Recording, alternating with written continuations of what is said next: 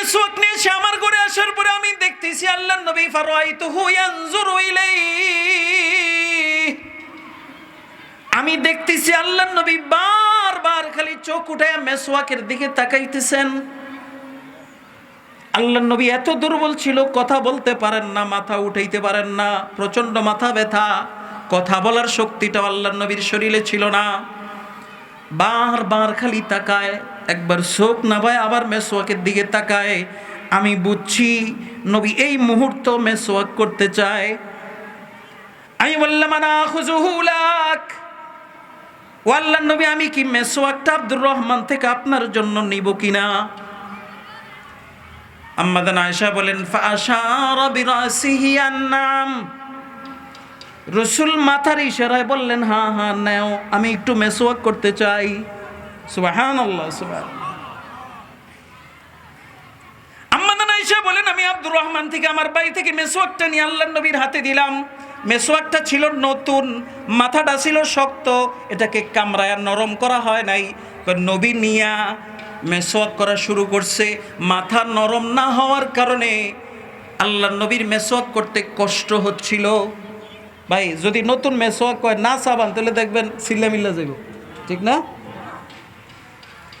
আমি বুঝতেছিলাম আল্লাহর নবীর কষ্ট হচ্ছে, নবী এত দুর্বল, চাবাইতেও পারতেছিলেন না, কিন্তু বারবার খালি মেসওয়াক করতেছেন, কষ্ট হয়। চেহারা দ্বারা আমি বুঝছি নবীর কষ্ট হয়। নবী এভাবে করতেছিল, এটার ভিতরে নবীর থুতু লেগে গেছে। তখন আমি নবীকে বললাম নবী আমাকে দেন, আমি এটাকে মাথাটা চাবায়া চাবায়া নরম বানায়া দেই। তো নবী থেকে নিলাম, নেওয়ার পরে আমার মুখে দিলাম। এটার ভিতরে নবীর লালা লাগানো ছিল, ওই লালাটা আমার মুখের ভিতরে চলে গেছে। এরপরে চাবাইলাম, আমি চাবাইয়া চাবাইয়া নরম করলাম। নরম করার পরে এবার নবীর মুখে দিলাম। এটার ভিতরে আমার থুতু ছিল, এবার আমার থুতুটা নবীর গলায় গেছে। এইভাবে আল্লাহ মতের আগে দিয়া দুইজনের থুতুকে এক জায়গায় একত্রিত করে দিচ্ছে। এটা একটা গর্বের বিষয়। আম্মা জান আয়েশা গর্ব করতেন, যে কয়টা বিষয় গর্ব করতেন তার মধ্যে এটা একটা। এরপরে বলেন আমি যেটা বলতেছিলাম, কিছুক্ষণ পরে মেসওয়াক করতেছে, এর মধ্যে জিবরাইল আমিন আজরাইলকে নিয়ে হাজির, আল্লাহর নবীকে নিয়ে যাবেন। আমি আপনাদের সকলের সম্মুখে পবিত্র কালামুল্লাহ শরীফ থেকে একটি আয়াত, অসংখ্য হাদিস সমূহ থেকে ছোট্ট একটি হাদিস পাঠ করেছি। আয়াত ও হাদিসের আলোকে মুখতাসার সময় কিছু জরুরি আমলি কথা বলার চেষ্টা করব, আল্লাহ যদি তৌফিক দান করেন। আপনারা আমার কথাগুলো শেষ পর্যন্ত মনোযোগ দিয়ে শুনবেন ইনশাআল্লাহ। যে আয়াতটি তেলাওয়াত করেছি, এই আয়াতের মধ্যে আল্লাহ রাব্বুল আলামিন ইরশাদ করেন লাকাদ কানা লাকুম ফি রাসূলিল্লাহি উসওয়াতুন হাসানাহ, অবশ্যই তোমাদের জন্য তোমাদের রাসূলের মধ্যে রয়েছে উত্তম আদর্শ। কাদের জন্য? কোন শ্রেণীর মানুষ আল্লাহর নবীকে উত্তম আদর্শ হিসাবে গ্রহণ করবে? আল্লাহ ওই শ্রেণীর আলোচনা পরের অংশে বলতেছেন লিমান কানা ইয়ারজুল্লাহ ওয়াল ইয়াউমাল আখিরা ওয়া যাকারাল্লাহা কাসীরা। এক নম্বর, ওরা আল্লাহর নবীকে আদর্শ হিসাবে গ্রহণ করবে যারা আল্লাহর সন্তুষ্টির আশা করে, ওয়াল ইয়াউমাল আখির এবং পরকালের সফলতার আশা করে, ওয়া যাকারাল্লাহা কাসীরা এবং যারা বেশি বেশি আল্লাহর জিকির করে। এই তিন গুণ যাদের মধ্যে থাকবে তারাই আল্লাহর নবীকে আদর্শ রূপে গ্রহণ করবে। আর তিন গুণ যাদের মধ্যে থাকবে না তারা আল্লাহর নবীকে আদর্শ হিসাবে গ্রহণ করবে না।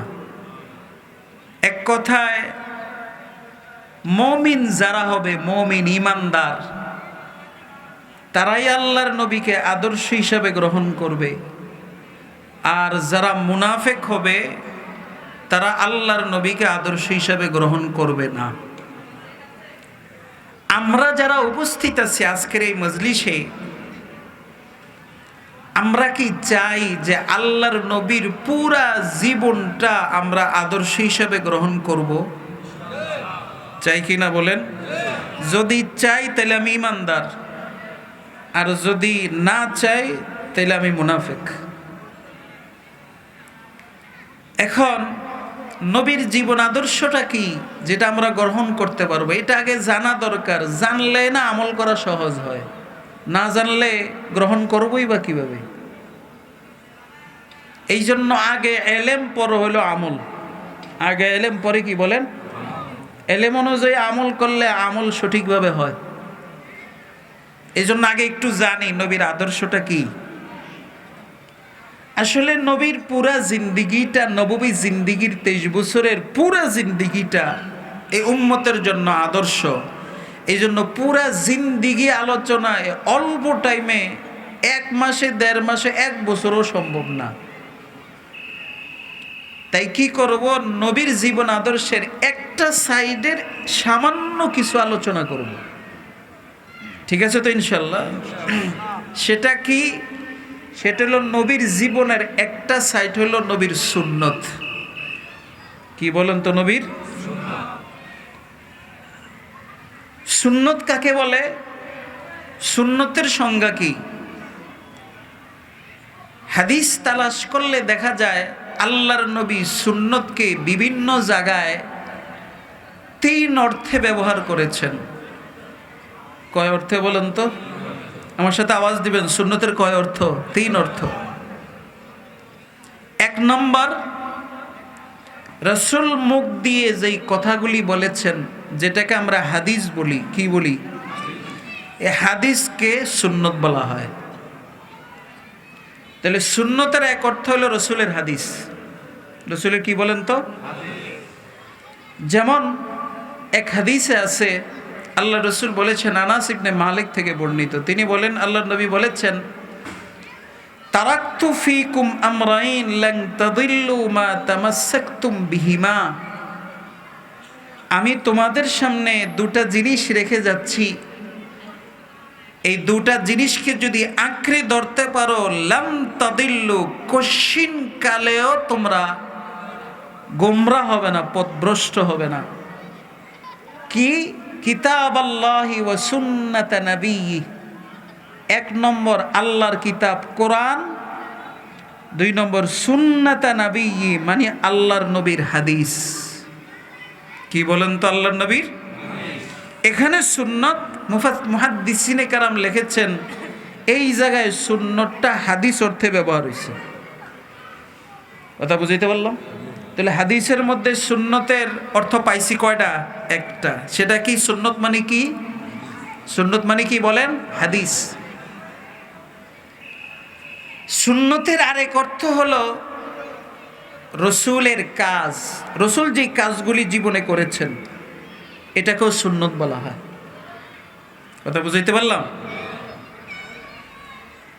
যেমন এক হাদিসের মধ্যে আছে, আল্লাহ রসুল বলেছেন, আমি তোমাদের জন্য রমজান মাসের দিনের রোজা ফরজ করেছি, আর রাত্রের তারাবি সুন্নত করেছি। কি বলছে হাদিসে? আমি তোমাদের জন্য রমজানের দিনের রোজা ফরজ করেছি, আর রাত্রের তারাবি সুন্নত করেছি। এখানে সুন্নত মানে রসুলের কাজ, অর্থাৎ দিনে রোজা রাখা, রাত্রে তারাবি পড়া, এটা আমি নবীর কাজ, এটা আমি নবী আমল করছি।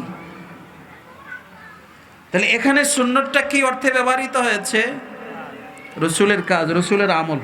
রসুলের কি বলেন তো? সুন্নতের 3য় অর্থ হলো রসুলের শিখানো পদ্ধতি। রসুল যেই কাজগুলি করছেন, এটা রসুল একটা পদ্ধতিতে আদায় করছেন। এই যেই পদ্ধতিতে রসুল আদায় করছেন, ওই পদ্ধতিটাকেও সুন্নত বলা হয়। ঠিক আছে? যেমন এক হাদিসের মধ্যে আছে, আল্লাহ রসুল বলেছেন, তাবরানী শরীফের হাদিস, মুসনাদ আহমদের হাদিস এবং ইবনে মাজার হাদিস। হাদিসটা দুই শব্দে আসছে, যেহেতু ওলামায়ে কেরাম এখানে আছেন এই কারণে একটু কথা বলতে হয় এটা নিয়ে। এটার জোফ নিয়ে কিছু কথা আছে, কিন্তু কেউ এটাকে জাইব বলেছেন, কেউ সহি বলেছেন, কেউ আবার মওজুর পর্যায়েও নিছেন দুই একজন। কিন্তু কিছু শব্দ মওজু আছে, পুরা হাদিসটা মওজু না। হাদিসটা কি আল্লাহর রাসূল বলেছেন, মান তামাসসাকা বিসুন্নতি ইনদা ফাসাদি উম্মতি ফালাহু আজরু মিআতি শাহীদ ওয়া ফি riwayatin ফালাহু আজরু শাহীদ। যেই সময় মানুষ সুন্নত ছেড়ে দিবে, ওই সময়ে যদি আমার উম্মতের কোন উম্মত একটা সুন্নত আঁকড়ায় ধরে, তাহলে আল্লাহ রাব্বুল আলামিন তাকে এক বর্ণনা আসছে 100 শহীদের সওয়াব দিবেন, আরেক বর্ণনা আসছে একজন শহীদের সওয়াব দিবেন। এই জায়গায় সুন্নত মানে রাসূলের শিখানো পদ্ধতি। রাসূলের শিখানো কি? আচ্ছা, রাসূলের শিখানো পদ্ধতি কেমনে করবে একটা সুন্নতের উদাহরণ দেই, তাইলে বুঝবেন। দস্তরখানে খাওয়া সুন্নত। দস্তরখানে খানা খাওয়া কি বলেন তো? আমরা যে এখন টেবিলে খাই, চেয়ার বসাইয়া চেয়ারের ভিতরে যে সামনে টেবিল লেখা উপরে খাই, রাসূলের জামানায় রাসূল টেবিলে খান নাই। তাহলে এখন টেবিলে খাইলে সুন্নত আদায় হবে কিনা? কথা বুঝাইতে পারলাম? একটা প্রশ্ন আসে কিনা? রাসূলের জামানায় তো টেবিল ছিল না, তাহলে রাসূল টেবিলে খেয়েছেন কিনা? খান নাই। তাহলে যদি না খেয়ে থাকেন, তাহলে এখন আমরা যারা টেবিলে খাই হোটেলে, বিভিন্ন বাসা বাড়িতে, আমাদের সুন্নত আদায় হবে কিনা? এই জায়গায় আন্দাজি ফতুয়া দিন না।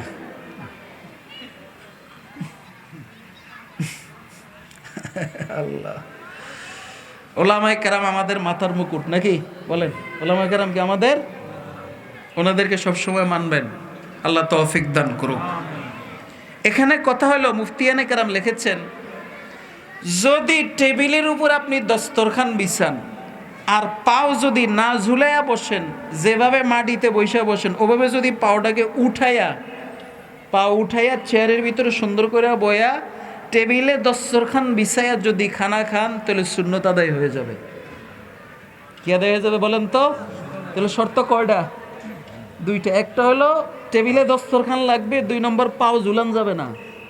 পাউডারে সেভাবে মাটির ভিতরে বৈশা গোছায় খান, এভাবে টেবিলের ভিতরে গোছাইতে হবে, তারপরে খাবেন, সুন্নত আদায় হবে। কিন্তু এই সুন্নত আদায় হবে, কিন্তু এটা রাসূলের শিখানো পদ্ধতি না। কথা বুঝাইতে পারলাম? তো রাসূলের শিখানো পদ্ধতি কোনটা? রাসূলের শিখানো পদ্ধতি হলো মাটির ভিতরে দস্তরখান বৈশা ফ্লোরে দস্তরখান বিছাইয়া খাওয়া। এইটা হলো রাসূলের শিখানো পদ্ধতি। বুঝাইতে পারছে কিনা? তাহলে টেবিলে দস্তরখান বিছিয়ে খাইলে সুন্নত আদায় হবে নি? হবে, হবে, পা উঠাকে হয়ে যাবে। কিন্তু রাসূল কি খাইছেন? রাসূল কেমনে খাইছেন? মাটিতে বৈশা। এই জন্য দস্তরখানে বৈশা রাসূলের সুন্নত হইল যে বৈশা খাওয়া, ফুলেরে খাওয়া। এটা হলো রাসূলের শিখানো পদ্ধতি। এটাকে সুন্নত এক অর্থে ব্যবহৃত হয়, অর্থাৎ রাসূল যে আমলটা যেভাবে করেছেন ওই পদ্ধতিটাকে আরবিতে সুন্নত বলা হয়। ক্লিয়ার করতে পারছে কিনা আপনাদের সামনে? এবার আসেন, আমি 3টা নিয়ে আলোচনা করব না, হাদিস নিয়ে আলোচনা করব না, দ্বিতীয়টা নিয়ে আলোচনা করব না, আমি দ্বিতীয়টা নিয়ে আলোচনা করব। দ্বিতীয়টা হলো রাসূলের আমল। এটাকে সুন্নত বলে। এটাকে কি বলে বলেন তো? মনে আসেনি আপনাদের কথাগুলি? এখন এই রাসূলের আমল বলতে আবার সব আমল না, ফরজ ওয়াজিবের নিচে যেই সুন্নত, মুস্তাহাবের উপরে যেই সুন্নত, ওই সুন্নতের আলোচনা করব। কথা বুঝাইতে পারলাম? রাসূল তো 5 ওয়াক্ত নামাজ পড়ছে কিনা বলেন তো? তাহলে এটাও তো সুন্নত, কিন্তু এটা নিয়ে আমি আলোচনা করবো। এটা ফরজ সুন্নত, মানে এটা সুন্নত দ্বারা প্রমাণিত। ওয়াজিব নিয়ে আলোচনা করব না। ফরজ ওয়াজিবের নিচে মুস্তাহাবের উপরে যে সুন্নত যেগুলি রাসূল করছেন, এটা হলো আমার আলোচনার বিষয়। কথা বুঝছেন কিনা আমার? এখন আসেন, রাসূল যেই কাজগুলি করেছেন ফরজ ওয়াজিবের নিচে মুস্তাহাবের উপরে, এই সুন্নতগুলি 2 প্রকার। সুন্নতগুলি কত প্রকার? একটা হলো সুন্নতে মুআক্কাদা আর একটা হলো সুন্নতে জায়েদা। ওলামায়ে কেরাম এখানে আছেন। সুন্নতে মুআক্কাদা কাকে বলে? সুন্নতে মুআক্কাদা বলা হয় যেই সুন্নত আল্লাহ রসুল সবসময় আদায় করছেন, কখনো ছাড়েন নাই, এগুলি সারলে গুনাহ হয়, করলে সওয়াব আছে, সারলে গুনাহ হয়, এগুলাকে সুন্নতে মুআক্কাদা বলে। আর সুন্নতে জায়েদা কাকে বলে? সুন্নতে জায়েদা বলে ওই সুন্নত যেটা রসুল মাঝে মধ্যে করেছেন, মাঝে মধ্যে করেন নাই, করলে সওয়াব আছে, না করলে কোনো গুনাহ। যেমন জোহরের আগের ফরজ 4 রাকাতের আগে সুন্নত 4 রাকাত, সুন্নতে মুআক্কাদা। এটা কি বলেন তো? সুন্নতে, এটা করতে হবে, না করলে আপনি গুনাহগার হবেন। জোহরের পরে সুন্নত 2 রাকাত, সুন্নতে মুআক্কাদা, আদায় করতে হবে, না করলে গুনাহগার হবেন। মাগরিবের পরে সুন্নত 2 রাকাত, এশারের পরে সুন্নত 2 রাকাত, ফজরের আগের সুন্নত 2 রাকাত, এগুলি সব সুন্নতে মুআক্কাদা, আদায় করতেই হবে, না করলে গুনাহগার হবেন। কিন্তু মাগরিবের আসরের আগে সুন্নত 4 রাকাত আসেনি, এটা হলো সুন্নতে জায়েদা, মানে করলে সওয়াব আছে, না করলে কোনো ক্ষতি। কথা বুঝাইতে পারলাম? এখন আসেন, একটা লাভ ক্ষতি বুঝছি, সুন্নতে মুআক্কাদা করলে গুনাহ আছে, না করলে লাভ আছে, না করলে গুনাহ আছে। আর সুন্নতে জায়েদা করলে লাভ আছে, না করলে কোনো গুনাহ নেই, এই তো কথা। কিন্তু এটার আরো কিছু ফায়দা আছে। কি কয়? যারা নিয়মিত সুন্নতে মুআক্কাদা আদায় করবে, জীবনে কোনোদিন ছাড়বে না, আল্লাহ রাব্বুল আলামিন এদেরকে হাসরের ময়দানে রসুলের বিশেষ সুপারিশের অধিকারী বানাবেন। হাসরের ময়দানে আল্লাহর রসুলের, এটা লম্বা ঘটনা, আমি সংক্ষেপে একটু বলি। আল্লাহর রসুলের সুপারিশ হবে 2 প্রকার হাসরের ময়দানে। একটা হলো শাফাতে আম্মা, আর একটা হলো শাফাতে খাসা, অর্থাৎ একটা ব্যাপক সুপারিশ আর একটা বিশেষ সুপারিশ। ব্যাপক সুপারিশ কি? ওই যে হাসরের ময়দানে সকল বনি আদম সূর্য মাথার উপরে, নিচে তামা বানায় ফেলবে, ঘামতে ঘামতে কারো হাঁটু হবে, কারো গলা হবে, কেউ গামের ভিতরে হামুডুবু খাবে, অসহ্য যন্ত্রণার ভিতরে আল্লাহ হিসাব নিবেন না, আল্লাহ জালালের সিফত নিয়ে বসে থাকবেন, আল্লাহ হিসাব নিচ্ছেন না, মানুষ পাগল হয়ে যাবে। তখন সব উম্মত সব নবীর কাছে যায় বলবে, ও নবীরা, একটু আল্লাহকে বলেন না হিসাবটা নিতে, আমরা তো সূর্যের তাপ সহ্য করতে পারতেছি না। সকল নবীরা নফসি নফসি বলবে। সর্বশেষ আমাদের নবী মুহাম্মদুর রাসূলুল্লাহ সাল্লাল্লাহু আলাইহি ওয়াসাল্লামের কাছে আসবে। তখন আল্লাহ নবী বলবেন, হ্যাঁ আজকে আমি সুপারিশ করব, আমার সুপারিশ আল্লাহ কবুল করবেন। তখন আল্লাহ নবী সেজদা করে বলবেন, আল্লাহ জান্নাত জাহান্নাত তো দিবেন পরে, এটা পরের হিসাব, মানুষ তো হাসরের মাঠের আযাবে তো সহ্য করতে পারতেছে না, আপনি একটু তাড়াতাড়ি হিসাবটা নেন না, যাতে সূর্যের হিট থেকে মানুষ বাইসা একটু জান্নাতের দিকে যাইতে পারে, জাহান্নামের দিকে যাইতে পারে, যে যেদিকে যাইবো যাক, কিন্তু আগে একটু হিসাবটা নেন। তখন এই নবীর সুপারিশে আল্লাহ তাআলা হাসরের ময়দানে হিসাব নেওয়া শুরু করবেন। এটা হলো শাফাতে আম্মা, ব্যাপক অর্থে শাফাত, যেটা আল্লাহর রসুল আদম থেকে নিয়ে কিয়ামত পর্যন্ত যত মানুষ আসছে আর আসবে সকলের জন্য করবেন। কথা বুঝাইতে পারলাম? আরেকটা হবে শাফাতে খাসা, বিশেষ সুপারিশ। সেটা কি? সেটা একটা বুঝাই আরেকটা হাদিস দিয়া, তাইলে সহজ হবে। হযরত ওমর ইবনুল খাত্তাব রাদিয়াল্লাহু তাআলা আনহু বলেন, একবার আল্লাহর নবী আমাদের সামনে বয়ান করলেন, সাহাবারা, আল্লাহ তাআলা আমার উম্মত থেকে ৭০,০০০ মানুষকে বিনা হিসাবে জান্নাত দিবেন, মানে এদের কোনো হিসাব হবে না। হযরত ওমর বলেন, আল্লাহর নবী যখন আমাকে এটা শুনাইল যে তার উম্মত থেকে ৭০,০০০কে আল্লাহ তাআলা বিনা হিসাবে জান্নাত দিবেন, তখন আমি আল্লাহর নবীকে বললাম, ওগো আল্লাহর নবী, আপনার উম্মত হলো কোটি কোটি বিলিয়ন বিলিয়ন, এই ৭০,০০০ কম হয়ে গেল না? আপনি যদি একটু আল্লাহর কাছে সুপারিশ করে বলতেন, আল্লাহ যেন এটার সংখ্যাটা আরো বাড়ায়া দেয়।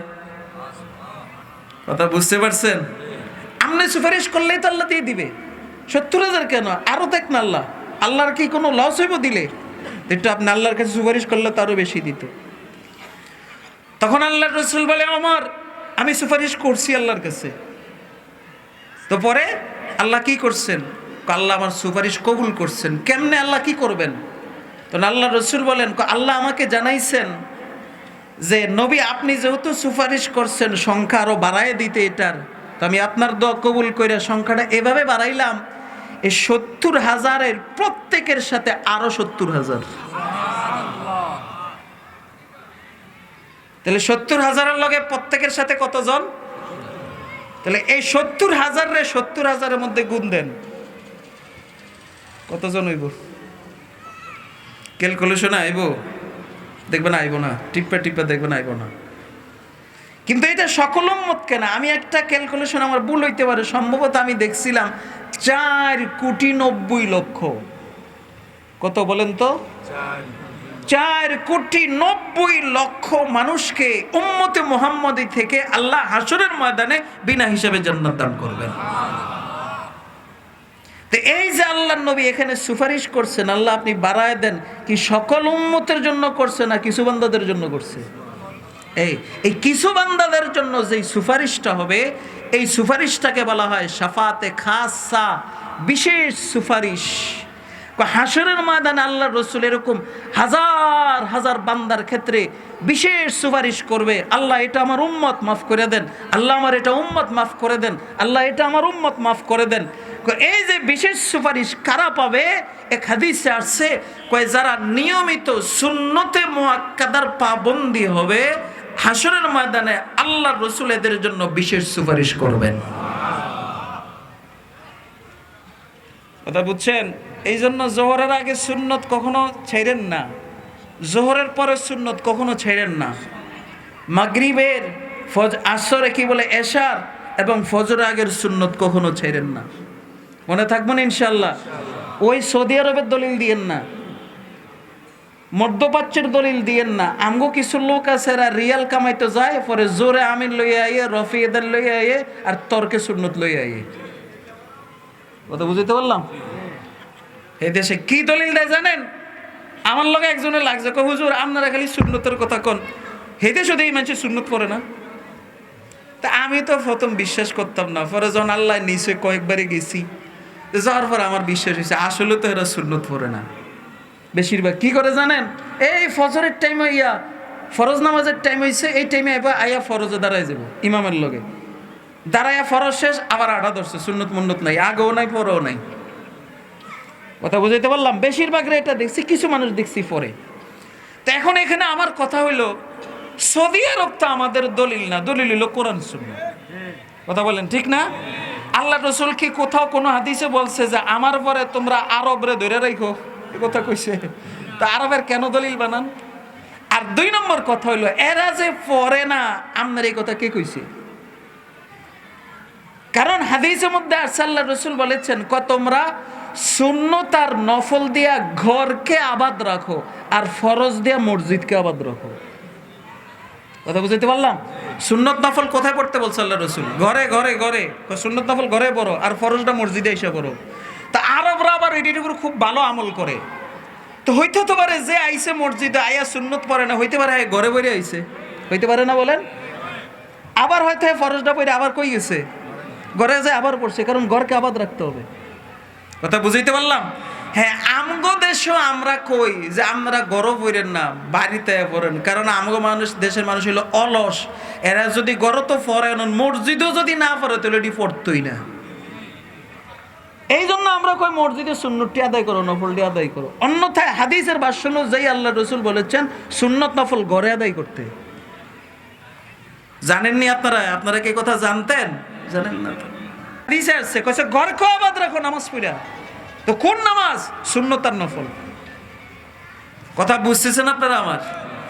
এই জন্য আজকে থেকে ওয়াদা করেন যে সুন্নতে মুআক্কাদাগুলি আর ছাড়বো না।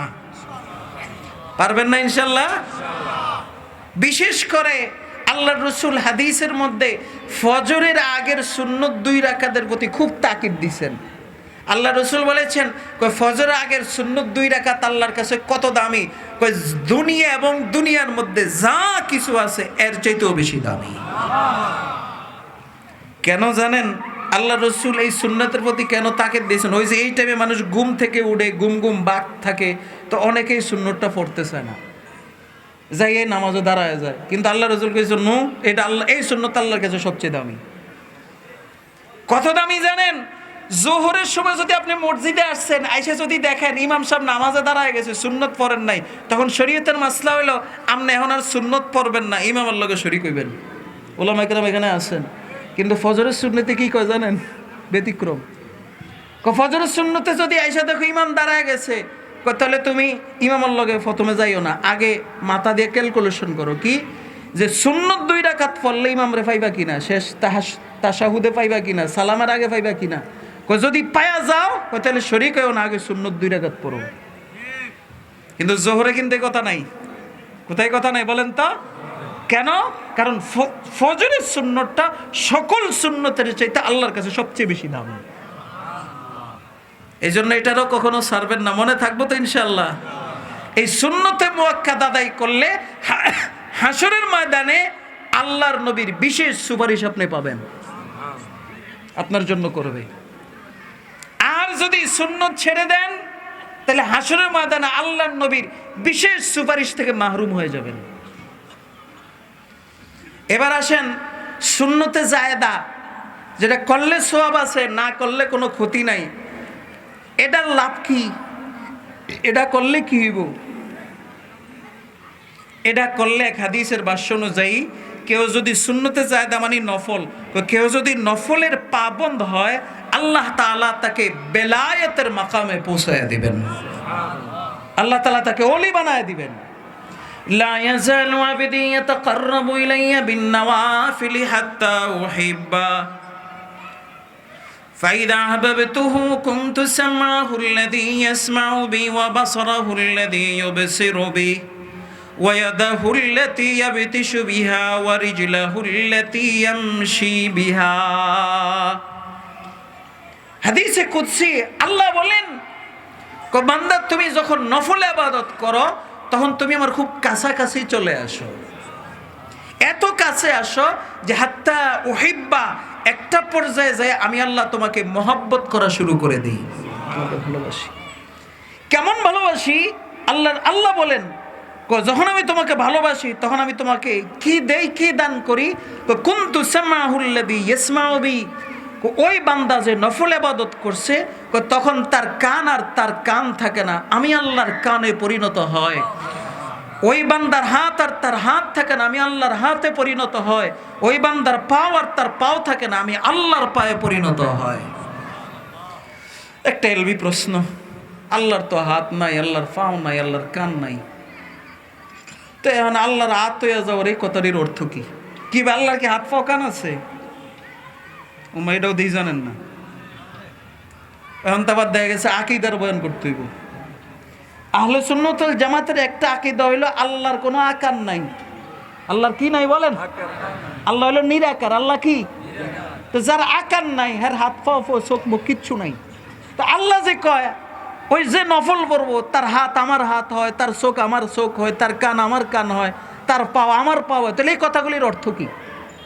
এটার একটা অর্থ আছে না বলেন? এই অর্থ হাদিসের পরের অংশে পাওয়া যায়।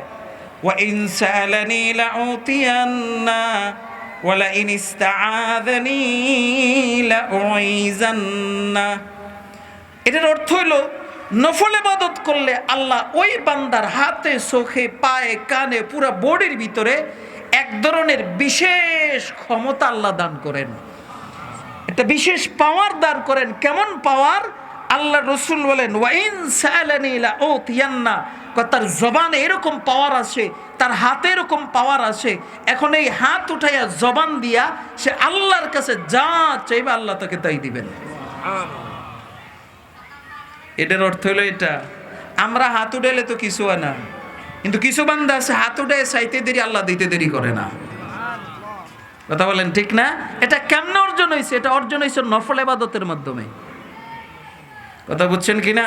এই জন্য আপনি যদি চান আপনার দোয়া কবুল হোক, আপনার কথা আল্লাহ শুনুক, আপনার হাত আল্লাহ ফিরায় না দেখ, তাহলে আপনার জন্য একটা আমল কমপক্ষে করতে হবে, সেটা হলো নফল কখনো ছাড়া যাবে না।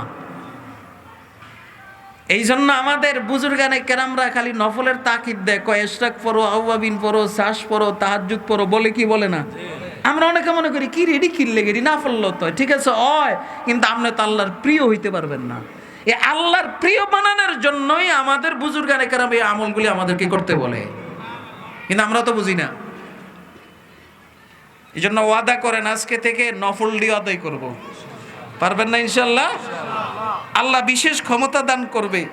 কেমন ক্ষমতা? আপনি যা কইবেন তাই শুনবো, আপনি যা বলবেন তাই হবে। আপনি একটা পরা পানির ভিতরে ফু দিয়া পানি খাইবেন, নিজের রোগের লেগে দেখবেন রোগ ভালো হয়ে গেছে। আপনার থেকে কেউ পরা পানি নিয়ে খাইছে যে রোগের জন্য, দেখবেন তার রোগ ভালো হয়ে গেছে। কেন? আপনার জবানটা দামি। উজানির ফিসাবরে চিনতেন নেই, মারা গেছে। আপনারা কেউ আছেন এখানে? মোবারক করিম রহমতুল্লাহ আলাই চিনেন? আমার দাদা, ওনার একটা কারামত চিনেন? আল্লাহ ওনার জবানে কি পাওয়ার দিছে। উনি মাইজদি নোয়াখালী, ওনার এক মুরিদ আছে, ওনার নামে নাম, ওনার যেই নাম মুরিদেরও সেই নাম এখনো আছে, বুড়া হয়ে গেছে। এবার আর গলার ভিতরে টিউমার হইছে, ঢাকা গেছে, পরীক্ষা করাইছে, কইছে ক্যান্সারের জার্ম আছে, যদি অপারেশন না করেন ক্যান্সার পুরো শরীরে ছড়ায় যাবে, তাড়াতাড়ি অপারেশন করেন।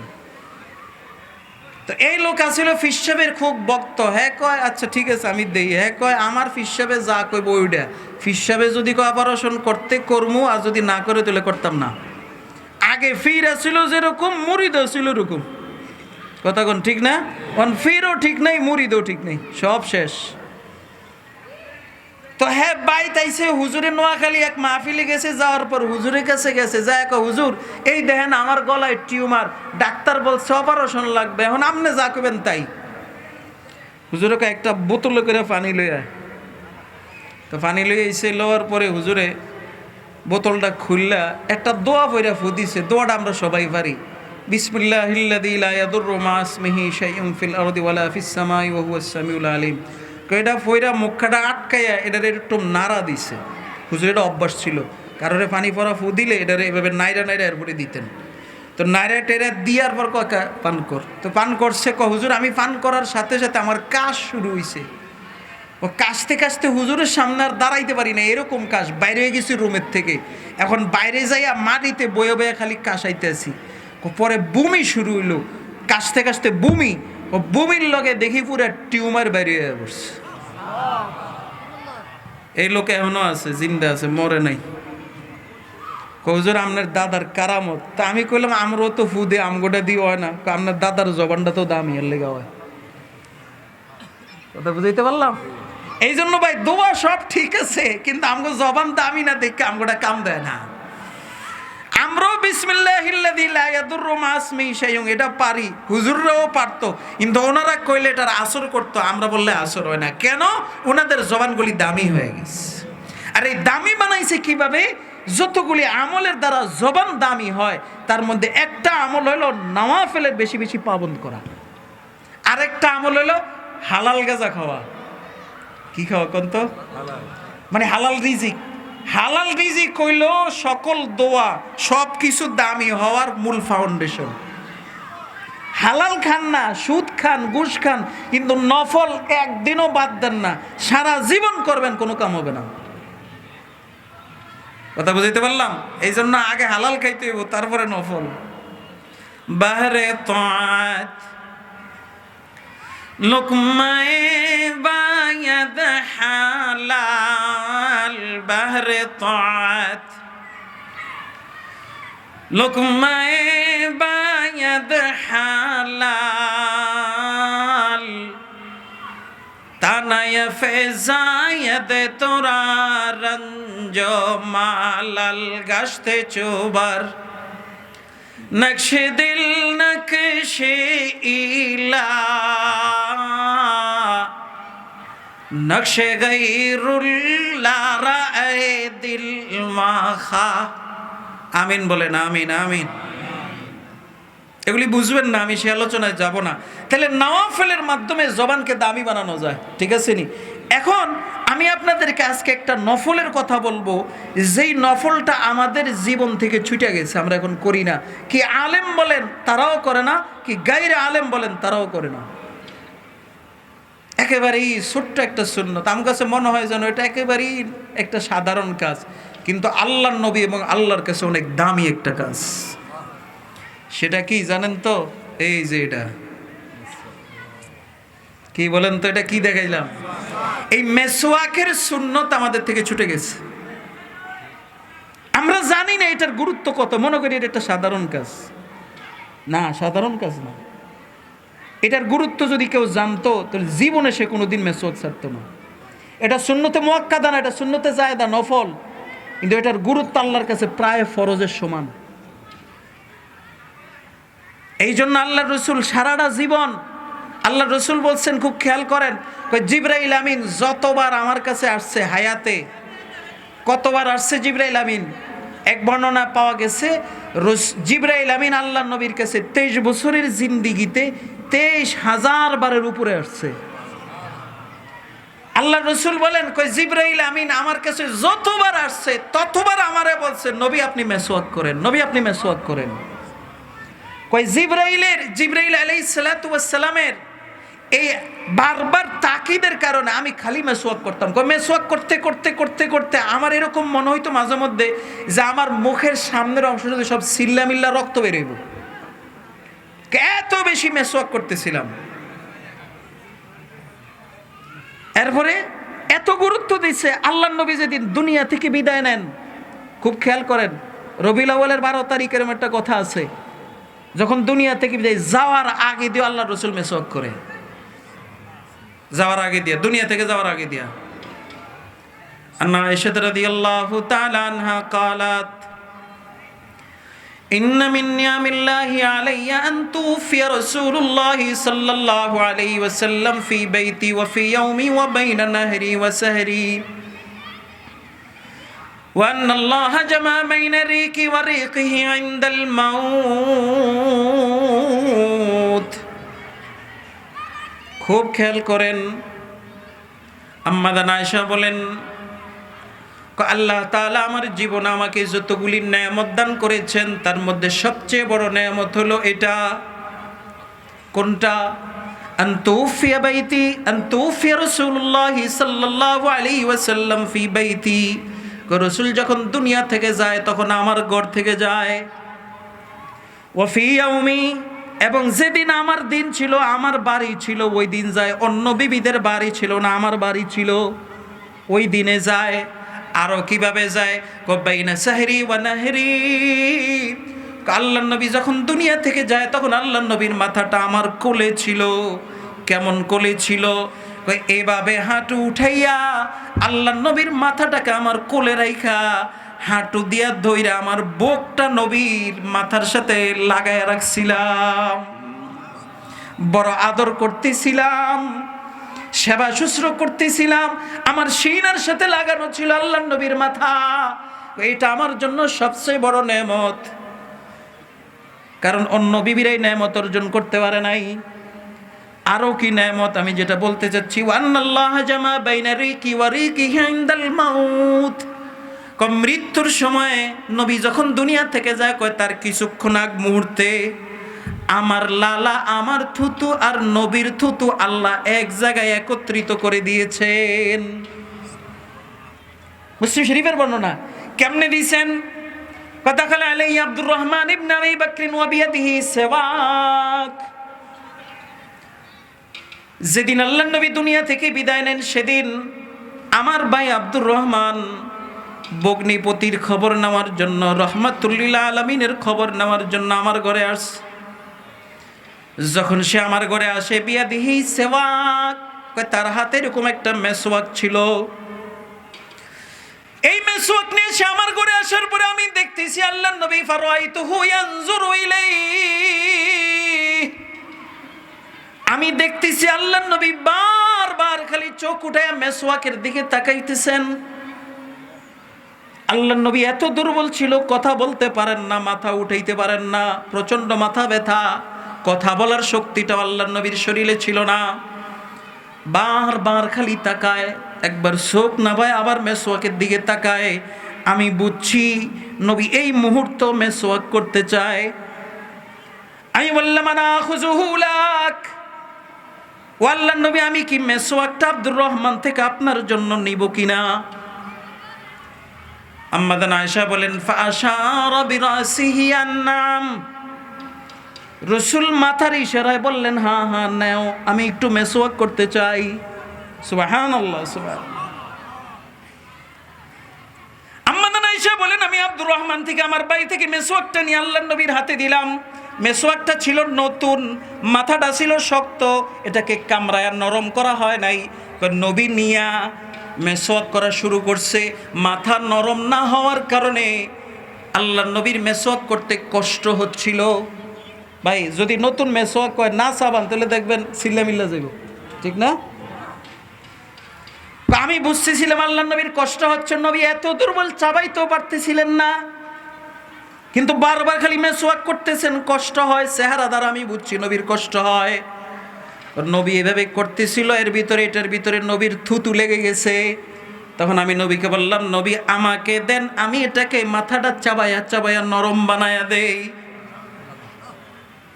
তো নবী থেকে নিলাম, নেওয়ার পরে আমার মুখে দিলাম। এটার ভিতরে নবীর লালা লাগানো ছিল, ওই লালাটা আমার মুখের ভিতরে চলে গেছে। এরপরে চাবাইলাম, আমি চাবাইয়া চাবাইয়া নরম করলাম। নরম করার পরে এবার নবীর মুখে দিলাম। এটার ভিতরে আমার থুতু ছিল, এবার আমার থুতুটা নবীর গলায় গেছে। এইভাবে আল্লাহ মওতের আগে দিয়া দুইজনের থুতুকে এক জায়গায় একত্রিত করে দিচ্ছে। এটা একটা গর্বের বিষয়। আম্মা জান আয়েশা গর্ব করতেন, যে কয়টা বিষয় গর্ব করতেন তার মধ্যে এটা একটা। এরপরে বলেন আমি যেটা বলতেছিলাম, কিছুক্ষণ পরে মেসওয়াক করতেছে, এর মধ্যে জিবরাইল আমিন আজরাইলকে নিয়ে হাজির, আল্লাহর নবীকে নিয়ে যাবেন। এমন সময় আল্লাহ নবী বলতেছেন লা ইলাহা ইল্লাল্লাহ ইন্না লিল মাউতি সাকারাত, লা ইলাহা ইল্লাল্লাহ ইন্না লিল মাউতি সাকারাত।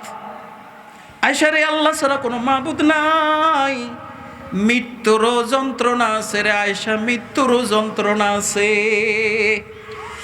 আল্লাহু আকবার। মেসওয়াক করতেছে আর বলতেছে লা ইলাহা ইল্লাল্লাহ ইন্না লিল মাউতি সাকারাত। কিছুক্ষণ পরে হাত উঠাইছে মেসওয়াক সহ, এভাবে হাত উঠাই বলতেছে আল্লাহুম্মা আলহিকনি বির রফিকিল আলা, আলহিকনি বির রফিকিল আলা, আলহিকনি বির রফিকিল আলা। আয় আল্লাহ, আপনি আমাকে আপনার সাথে মিলায়া নেন। আম্মা জান আয়েশা বলেন এভাবে বলতেছে, হাতে মেসওয়াক করতেছে, হঠাৎ করে দেখলাম হাতটা আস্তে নিচে নেমে যাইতেছে। নামতে নামতে নামতে নামতে পুরা মাটিতে পড়ে গেছে এবং পুরা শরীরটা নিথর হয়ে গেছে। বুঝলাম হাত্তা কুবিদা রাসূলুল্লাহ সাল্লাল্লাহু আলাইহি ওয়াসাল্লাম, নবী দুনিয়া থেকে বিদায় নিছেন। লম্বা ঘটনা। এখানে মোল্লা আলী কারি রহমতুল্লাহ আলাই নবীর এই জায়গাটা লিখতে যাইয়া অনেকগুলি রাওয়ায়াত একসাথে জমা কইরা পুরা বিস্তারিত লিখেছে। আমি সে আলোচনায় যাচ্ছি না, আমি শুধু বলতেছিলাম নবী মওতের আগে দিয়েও মেসওয়াক করছে,